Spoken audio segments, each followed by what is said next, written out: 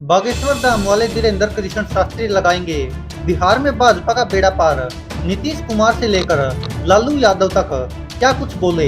बाबा बागेश्वर के बिहार दौरे को लेकर सियासत गर्मा गई है। एक तरफ भाजपा खुलकर बाबा के समर्थन में बैटिंग कर रही है, तो दूसरी तरफ महागठबंधन ने बाबा के बायोकाट का मोर्चा संभाल लिया है। क्या बाबा के जरिए भाजपा 2024 के लिए हिंदुत्व की छतरी तले महागठबंधन के जातीय गुणागणित को तोड़ने की कोशिश कर रही है। बाबा बागेश्वर धाम वाले धीरेन्द्र कृष्ण शास्त्री का बिहार में जोरदार स्वागत हुआ है।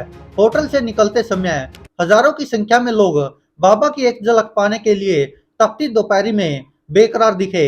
पटना शहर से करीब 20-25 किलोमीटर दूर जिस नौबतपुर में पंडाल सजा है, वहां लाखों की भीड़ बाबा बागेश्वर को सुनने पहुंच रही है। यहाँ बागेश्वर धाम के सरकार पंडित धीरेन्द्र कृष्ण शास्त्री की 5 दिवसीय कथा हो रही है, जो 17 मई को खत्म होगी। बाबा का ये कार्यक्रम वैसे तो धार्मिक है, लेकिन जिस तरह से इसमें राजनीति का तड़का लग रहा है, उसके बाद से ये सवाल पूछे जाने लगे कि आखिरकार बाबा बिहार क्यों आए हैं। दोनों पक्षों के नेताओं की ओर से इस मामले पर जोरदार बयानबाजी भी की गई है। आपको बता दें कि बिहार के मुख्यमंत्री नीतीश कुमार ने कहा है कि आजादी की लड़ाई के बाद सबकी सहमति से संविधान बना।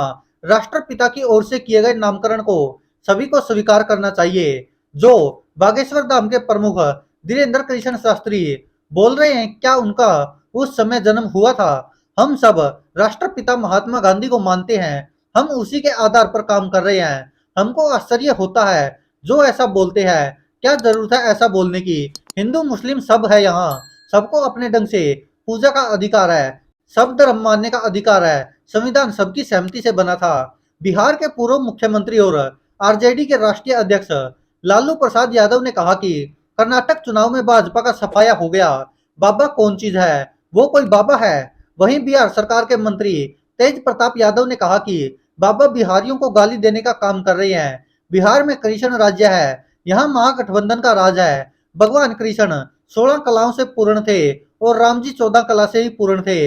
ये सब देश को तोड़ने के लिए राजनीति की जा रही है। जनता ने कर्नाटक में परिणाम दे दिया है। भाजपा नेता और केंद्रीय मंत्री अश्विन चौबे ने बाबा का बचाव करते हुए कहा था कि मैं 13 से 17 मई तक पटना में बाबा बागेश्वर के कार्यक्रम स्थल पर उपस्थित रहूंगा।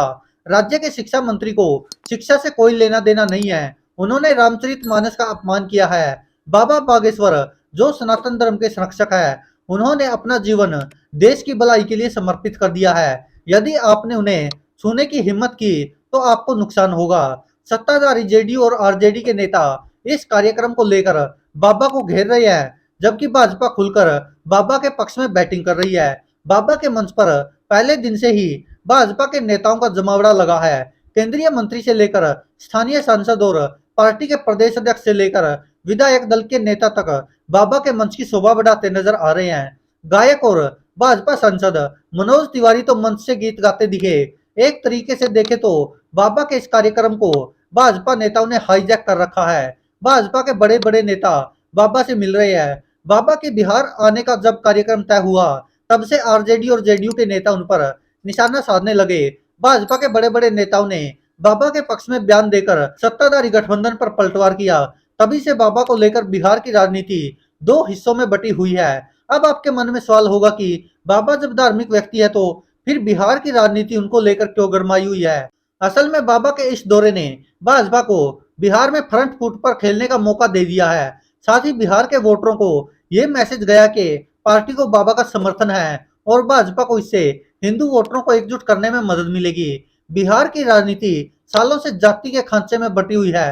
हर जाति का अपना एक नेता है। चुनाव में हर गठबंधन जीत के लिए जातीय नेताओं का साथ और समर्थन चाहता है। फिलहाल बिहार में जातीय राजनीति में महागठबंधन भाजपा पर भारी है और भाजपा जब तक इसमें महागठबंधन को कमजोर नहीं करती, तब तक 2024 की लड़ाई मुश्किल है। बिहार की राजनीति में नीतीश जब जब साथ रहे, भाजपा को दिक्कत नहीं हुई, लेकिन 2015 के विधानसभा चुनाव में नीतीश लालू के साथ हो लिए थे। 2024 में वही सीन दिख रहा है। ऐसे में वोटों के गणित को समझना जरूरी हो जाता है। तब एनडीए को 34% वोट मिले थे, जिसमें भाजपा के 24 और सहयोगियों के 10% वोट थे, जबकि महागठबंधन को 42% वोट मिले थे। इसमें आरजेडी के 18 और जेडीयू के 17 और कांग्रेस के 7% वोट थे।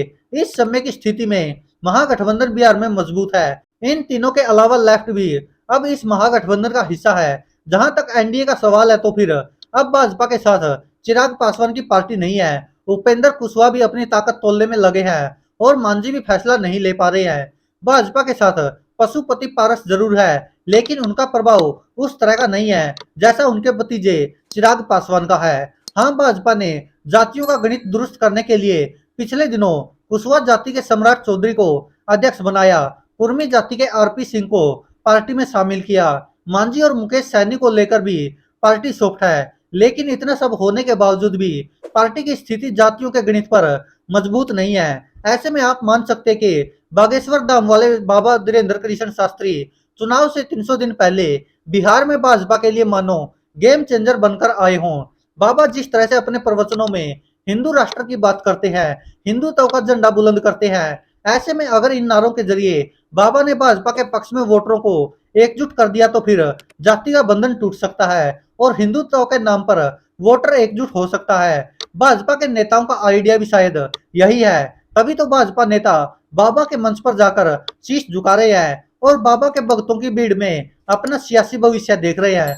लेकिन भाजपा के विरोधियों को बाबा का ये रूप अखर रहा है। बाबा के इस दौरे से पटना और आसपास के इलाकों में भाजपा का माहौल मजबूत हो रहा है और अब बाबा का एक और कार्यक्रम सितंबर महीने में गया में निर्धारित किया गया है। लेकिन क्या बाबा बागेश्वर धाम वाले धीरेन्द्र कृष्ण शास्त्री भारतीय जनता पार्टी की नैया पार लगा पाएंगे? 2024 के चुनाव में क्या भाजपा को बाबा बागेश्वर का साथ मिलेगा और उनके समर्थक कहां तक भारतीय जनता पार्टी की नैया पार लगा पाएंगे?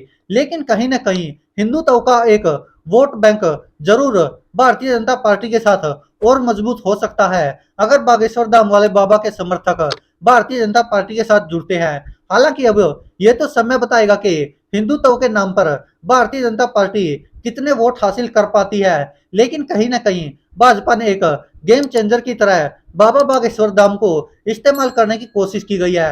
हालांकि कांग्रेस और अन्य विपक्षी दल ये आरोप जरूर लगाते भाजपा पर कि अगर भारतीय जनता पार्टी हिंदुत्व के नाम पर कर्नाटक में नहीं जीत पाई तो बिहार और पूरे देश में तो उनका बुरा हाल होना ही है। जिस तरह बजरंग बली के मुद्दे पर कर्नाटक में भारतीय जनता पार्टी ने एक तरह से हिंदुत्व का सहारा लेने की कोशिश की गई, तो वहीं पर कांग्रेस ने ठेंगा दिखाते हुए कह दिया कि अब बजरंग बली भी भाजपा के साथ नहीं है और जिस कारण भारतीय जनता पार्टी की बुरी तरह से हार हुई कर्नाटक में और कांग्रेस की आधी सीटें भी नहीं ले पाई। लेकिन अब बिहार में देखना होगा क्या बागेश्वर वाले बाबा धीरेन्द्र कृष्ण शास्त्री भारतीय जनता पार्टी की नैया पार लगा पाएंगे।